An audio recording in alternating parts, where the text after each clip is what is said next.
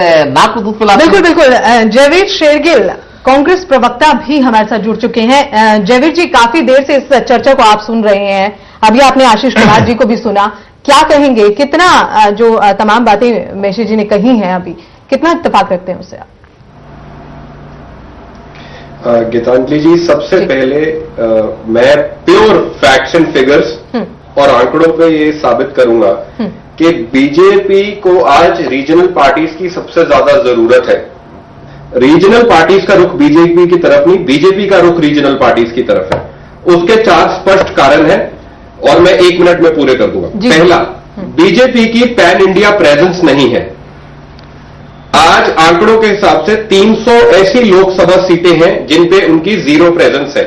2009 election के result देखिए, आंध्र प्रदेश 42 सीटें, बीजेपी 0, वेस्ट बंगाल 42 सीटें, बीजेपी 0, ओडिशा 2014 की बात की जा रही है। जी जी, 2014 में मैं आपको बता रहा हूं कि जरूरत, राजीव जी मैं बता रहा हूं, जरूरत है कि एक पैन इंडिया प्रेजेंस नहीं है, इसलिए उत्सुकता है किसी तरह हम उन जहां हम बिल्कुल 0 वहां पहुंचे, नॉर्थ ईस्ट माइनस असम 0। दूसरा, ये जानते हैं ये कांग्रेस का अकेले मुकाबला नहीं कर सकते जी, उसका भी कारण है। पिछली बारी ये 440 सीटों पे कांग्रेस ने कंटेस्ट किया था, जिसमें से 350 पे कांग्रेस 1 या 2 और सेकंड पोजीशन पे थी। बीजेपी ने 433 पे कंटेस्ट किया था, ये सिर्फ 226 पे पहले और दूसरे पे। जो आप कह रहे हैं ये सारी चीजें ऑन रिकॉर्ड है, ये पब्लिक डोमेन पे है। मैं बात कर रहा हूं 2014 की, जो आप आंकड़े दे रहे हैं ये सारे इलेक्शन कमीशन के साइट पे है। मैं ये सब जयवीर शेरगिल, मैं ये जानना चाह रहा हूं। तीसरा, मैं आपको अब 2014 की बात बता देता हूं। मोदी जी के आने के बाद बीजेपी ज्योग्राफिकली, पॉलिटिकली और सोशली श्रिंक कर गई है। नहीं, मोदी जी के कहां आने के बाद? तभी बात है, हमारी पार्टी उनको बोला जाए। मैं आपको बताता हूं, मोदी के प्राइम मिनिस्टर कैंडिडेट अनाउंस होने के बाद, मोदी जी के प्राइम मिनिस्टर कैंडिडेट अनाउंस होने के बाद BJP politically, geographically, socially shrink कर गई है जी। तब ये उत्सुकता, आज उनके साथ बैगेज बहुत ज्यादा है। आपको याद होगा अटल बिहारी वाजपेयी के टाइम इनके 23 एनडीए पार्टनर्स थे, 26, आज सिर्फ 3 रह गए हैं और इनके साथ कोई जुड़ना नहीं चाहता जी। मुझे लगता है इनको पता है ये जो इन्होंने मिशन शुरू की थी 272+, वो सिर्फ एक भ्रम है, ये आप जान गए ये पूरा नहीं कर सकते, इसलिए रीजनल पार्टीज की तरफ दौड़ रहे हैं और इतनी उत्सुकता दिखा रहे हैं। लोग कांग्रेस के पास क्यों जा रहे हैं ये भी जरा बता दें लोगों को, तो हमें समझ में आए जरा कि सारे लोग बीजेपी की तरफ भाग रहे हैं पर कांग्रेस के पास जाते हुए लोग दिख रहे हैं, कांग्रेस के पास जा रही है। बीजेपी भाग नहीं रहे, बीजेपी रीजनल पार्टीज की तरफ भाग रही है। जयवीर शेरगिल, मेरा सवाल यह है कि आप ये कह रहे हैं कि क्षेत्रीय पार्टियां बीजेपी की तरफ रुख कर रही हैं या बीजेपी उनकी तरफ रुख कर रही है। मेरा सवाल यह है कि आपकी पार्टी में भगदड़ की स्थिति देखने को मिल रही है। अब आप ये देखें कि जब जगदंबिका पाल, जो आपकी पार्टी के एक महत्वपूर्ण नेता है पार्लियामेंट में, कांग्रेस पार्लियामेंट्री पार्टी के एक्स चीफ मिनिस्टर रहे हैं एक दिन के लिए, पुरंदेश्वरी एनटी रामाराव की बेटी हैं, केंद्र में मंत्री हैं, विनोद शर्मा जो हरियाणा में अपने काम के लिए जाने जाते हैं, ये सब पार्टी छोड़ के क्यों आ रहे हैं? क्यों छोड़ रहे हैं कांग्रेस पार्टी? आपके राव वीरेंद्र सिंह के बेटे इंद्रजीत राव ये पार्टी क्यों छोड़ रहे हैं? मुझे आश्चर्य है जो लोग छोड़ रहे हैं, मैं उन पे कोई ओपिनियन नहीं दे सकता, पर आप अपनी बीजेपी की पार्टी देखिए, अपने भीष्म पितामह जैसे लीडर एलके अडवाणी आज आपके बारे में नरेंद्र मोदी का पटेल। जयवीर शेरगिल, ये बिल्कुल सबको पता है कि अडवाणी साइडलाइन लगा दिए गए, सबको पता है, सिर्फ हम ये जानना चाह रहे हैं कि आपकी पार्टी तो चट्टान की तरह जुटी हुई थी और फिर ये कि जयपुर में एके एंटोनी को आपने जिम्मेदारी दी थी कि वो छोटे दलों के साथ जुड़ करके 2014 का चुनाव लड़ेंगे। एक पार्टी आपके साथ नहीं आ पाई, उल्टे डीएमके जो पिछले 10 साल से आपके साथ चिपकी हुई थी 2G के बैनर के तले, वह पार्टी भी आज कह रही है कि मोदी हमें प्रिय लगते हैं, हमारे अच्छे दोस्त हैं। मुझे ये बताएं कि ये जो कांग्रेस में भगदड़ की स्थिति, जयपुर सेशन की आपने बात उठाई है, जयपुर सेशन की जो आपने बात उठाई है, उसी में आपको याद दिलाना चाहूंगा राहुल गांधी जी और कमलनाथ जी ने बहुत स्पष्ट बयान दिया था कि इस बार हम मिनिमम रखेंगे अपनी प्री पोल अलायंसेस। कांग्रेस अपने बलबूते पे बहुत कॉन्फिडेंट है। नहीं, उसके लिए नहीं, प्री पोल अलायंस मिनिमम मैं जयपुर में था और वहां पे AK एंटोनी को जिम्मेदारी दी गई थी कि वो छोटे दलों के साथ बात करेंगे ताकि बिल्कुल दी गई थी। उसके साथ ये भी कहा गया था सफल नहीं हो पाए, मिनिमम रखेंगे जी, क्योंकि हमारी बीजेपी की तरह हमारी पैन इंडिया प्रेजेंस है जो बीजेपी बिल्कुल नहीं बिल्कुल है। ये मनोज वर्मा, मैं आपके पास आता हूं, उसके पहले आशीष कुमार मैसी के पास। जी बताइए। पहली बात तो रीजनल पार्टी जैसे अठावले जी की रिपब्लिकन पार्टी ऑफ इंडिया एक बहुत मजबूत दलित पार्टी मानी जाती थी। ये कितने दिन रहेंगे आपके? नहीं, अब जितने दिन है 6 साल। मैं कोई ज्योतिषी नहीं हूँ ना, हम लोग ज्योतिष की बात कर रहे हैं, ठीक है, लेकिन हमारी पार्टी में विलीन हुए हैं। जी जी। नंबर 2, इंडियन जस्टिस पार्टी, जो कि उदित राज जी की एक मजबूत पार्टी है और बड़े दलित थिंकर हैं। जमात पार्टी नहीं, जमात जी जो भी है, लेकिन एक थिंकर के रूप में उनकी अपनी के पहचान है। उनकी पार्टी हमारी भारतीय जनता पार्टी में विलीन हुई है। ठीक है, केवल हमारी रामविलास पासवान जी की पार्टी के साथ एक अलायंस बना है जिसमें कि उनको हमने 7 सीटें दी हैं, उससे अधिक नहीं है। तो हमने कुशवाहा जी को भी तो दिया है आपने। अभी चल रहा है, इसको मतलब बहुत ही वैसा नहीं है, अभी खुलासा नहीं करेंगे, खुलासा नहीं। लेकिन जो हमारा लोग आके विलीन हो रहे हैं, पुंदेश्वरी जी भारतीय जनता पार्टी में सम्मिलित हो रही हैं। जमदिका पाल जी जो कांग्रेस के स्पोक पर्सन थे, यूपी के एक्स चीफ मिनिस्टर हैं, वो भारतीय जनता पार्टी में सम्मिलित हुए हैं, उन्होंने पार्टी ज्वाइन करी है।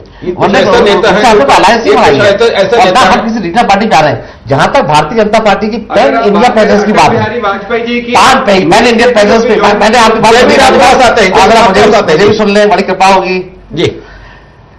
जो पैन इंडियन प्रेजेंस की बात है, देखिए ये इतिहास की बात उन्होंने करी, इतिहास सच है, हम इसको कहते नहीं कर रहे कि इन्होंने कोई झूठ बोला। संघ का तो फ्यूचर की बात है, हम इतिहास निर्माता हैं। जी जी। भारतीय जनता पार्टी एक इतिहास का निर्माण करने वाली जा रही है। 2014 का इतिहास का निर्माण भारतीय जनता पार्टी के द्वारा किया जाएगा। 1992 में भी आपने इतिहास का निर्माण किया और हमारी पैन इंडियन प्रेजेंस कैसे बढ़ रही है। दक्षिण भारत में हमें एक सीट नहीं मिली थी, आज पुंदेश्वरी जी भी हमारे सांसद आ गई है। हमारी प्रेजेंस नहीं थी, वहां पे भी हमारी आज प्रेजेंस होने वाली है। और जो भीड़ जुट रही है हमारी मोदी जी की रैली के अंदर, उस बात को कि ये वो इंडिकेटर है कि भारतीय जनता पार्टी की अब पैन इंडियन प्रेजेंस मजबूत है और कांग्रेस से अधिक मजबूत। बिल्कुल, कितनी मजबूत है और ये जो मजबूती की आप बात करें, कितना फायदा आपको भविष्य में देगा, इसकी चर्चा लगातार करेंगे। फिलहाल एक छोटे से ब्रेक के लिए रुक रहे हैं, चल लौटते हैं।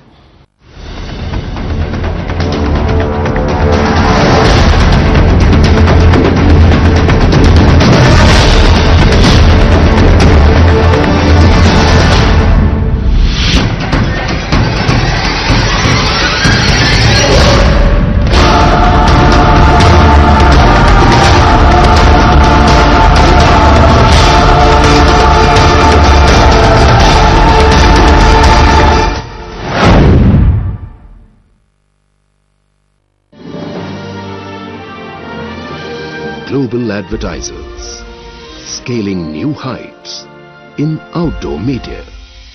वेदोवास हर्बल, आपके बालों के लिए सर्वोत्तम उपहार। Vedovas herbal products. Global advertisers, scaling new heights in outdoor media. Doctor ortho, इतना असरदार कि अब दर्द भी घुटने टेकेगा।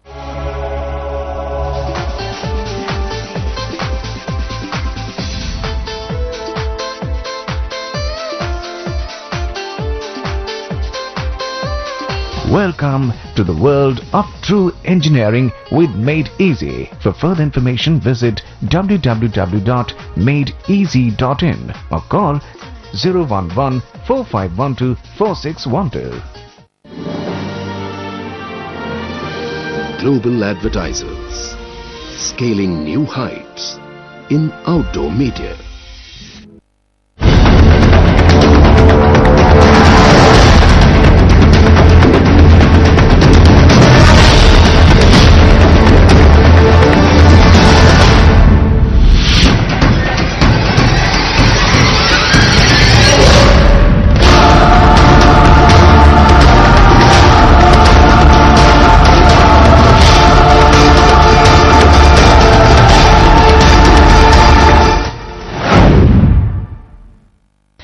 ब्रेक के बाद एक बार फिर से स्वागत है आपका। लगातार चर्चा कर रहे हैं आने वाले लोकसभा चुनाव की। चुनाव अब बेहद नजदीक है और तमाम राजनीतिक दल सत्ता पर काबिज होने के लिए पूरी तरह से एड़ी चोटी का जोर लगा रहे हैं। लेकिन इसी बीच दल बदलने की जो परंपरा पहले से रही है, तमाम राजनीतिक दलों में लोकसभा चुनाव की बात हो, विधानसभा चुनाव की बात हो, अक्सर देखा जाता है कि दल बदलते नजर आते हैं नेता लोग। आज उसी पर हम लगातार चर्चा कर रहे हैं कि किस तरह से कुनबे जो अलग अलग हैं, जैसे चाहे बीजेपी का हो, कांग्रेस का हो, अन्य राजनीतिक दलों का हो, किस तरह का कोहराम मचा है, लगातार चर्चा कर रहे हैं। और चर्चा में कौन कौन शामिल है, एक बार फिर से परिचय करा देती हूं। जयवीर शेरगिल कांग्रेस प्रवक्ता इस वक्त हमारे साथ में मौजूद हैं। डॉक्टर आशीष कुमार मैशी नेता बीजेपी भी मौजूद हैं। शिवाजी सरकार वरिष्ठ पत्रकार हमारे साथ मौजूद हैं। राजीव रंजन नाग ग्रुप एडिटर चैनल 1 न्यूज और मनोज वर्मा राजनीतिक संपादक चैनल 1 न्यूज भी हमारे साथ मौजूद हैं। आशीष जी, ब्रेक से पहले आप जिस तरह से जिक्र कर रहे थे, और राजीव जी आपसे प्रश्न। जी राजीव जी। कुल मिलाकर के मैसेज जी स्थिति यह है बीजेपी की कि एक हताशा दिख रही है, क्वालिटी का कोई प्रवाह नहीं है। जो चाहे दरवाजा खुला है, आ जाओ, क्योंकि आपकी पार्टी उदार है। कल तक जो पापी लोग थे आपकी पार्टी के खिलाफ में, आज वो पवित्र हो गया आपके यहां आकर। देखिए, इसकी हम लोग कोई लगता नहीं है कि वो बहुत कार्यकर्ता के रूप में आ रहे हैं। देखिए, जी पहली बात तो हमारी ओर से कोई ऐसा वायदा नहीं किया गया है पार्टी की ओर से कि हम आपको वन क्या बना देंगे। कार्यकर्ता के रूप में जुड़ना मांग रहे हैं तो जुड़ने वाले का स्वागत है, और हम उसका आचरण परखेंगे, देखेंगे कि हमारे अनुरूप है कि नहीं, तब विचार उसके आगे। तो रामविलास पासवान को ये संदेश देना चाहते हैं जो लोग आ रहे हैं कि भाई हमसे बहुत उम्मीद मत पालो, तुम पार्टी के बताकर चल रहे हैं, पार्टी के बरकत रखा रहो। मंत्री नहीं, उनके साथ हमारा कोलिशन है एक लिमिटेड सीट्स का, जी एक एडजस्टमेंट लिमिटेड सीट्स का है। वो कोई हमारे अंदर आके कोई पदभार लेने वाले थोड़ी है ना, वो अपने काम कर रहे हैं, अपना कर रहे हैं। एक लिमिटेड सीट्स में हम लोग एक शेयरिंग कर रहे हैं उनके। मनोज वर्मा, जिस तरीके से 11 अशोका रोड का गेट खोल दिया गया है, उससे लग रहा है कि जो चाहे मेरे यहां आ जाए। अगर आप पर कोई आरोप है, कुछ भी है, तो उसके परवाह छोड़ दीजिए, आप आ जाओ, मेरे यहां पवित्र हो जाओगे और हम आपको संरक्षण देंगे। मैं कुशवाहा की बात नहीं कर रहा, नहीं रामविलास पासवान की बात कर रहा, जिनको सीबीआई तलाश रही है सेल में घोटाले को लेकर के, उससे बात नहीं कर रहा। लेकिन कल तक जो आपको कोस रहे थे, कल तक आपको जो पापी बता रहे थे, कल तक आपको जो सांप्रदायिक बता रहे थे, आज आप सेकुलर हो गए। राजीव जी, आपकी इस बात का जवाब देने से पहले मैं कांग्रेस के युवा प्रवक्ता शेरगिल जी की इस बात का जवाब देना चाहूंगा कि बिल्कुल ठीक कहा शेरगिल जी ने, कांग्रेस राष्ट्रीय स्तर पे अपना हर जगह आधार रखती है, लेकिन वो शायद ये भूल रहे हैं कि 2014 आते आते कांग्रेस पार्टी 200 और 150 के बीच सिमट गई है। एक समय कांग्रेस पार्टी 300, 350, यहां तक कि 400 सीटें तक जीत के आती थी, और क्षेत्रीय दल भी कहीं नहीं दिखते थे, और बीजेपी कुछ अता पता नहीं रहता था। मेरा कहना यह है कि आज जो क्षेत्रीय दल है या भारतीय जनता पार्टी है, ये आधार इन लोगों ने कांग्रेस का ही चीना है।